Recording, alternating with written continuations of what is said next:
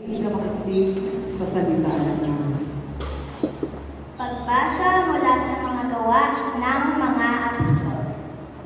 Ang mga tagasunod ni Jesus ay nananatili sa itinuro ng mga apostol, sa pagsasama-sama bilang magkakapatid, sa pagpipinapiraso ng tinapay at sa panalangin. Dahil sa maraming himalang nagawa sa pamamagitan ng mga apostol, naghari sa lahat ang magkahalong itagan at takot.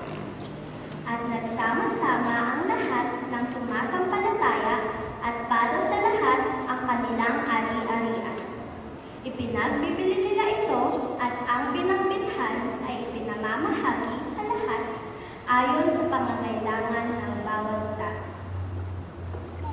Araw-araw sila'y nagkakatipon sa templo, nagpipira-piraso ng tinapay sa kanilang tahanan at nagsasalo-salong masaya ang kalooban.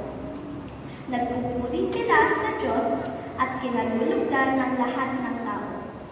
Bawat araw ay dinaragdag sa kanila ng Panginoon ang mga inililigtas. Ang salita ng Diyos. Salamat sa Diyos.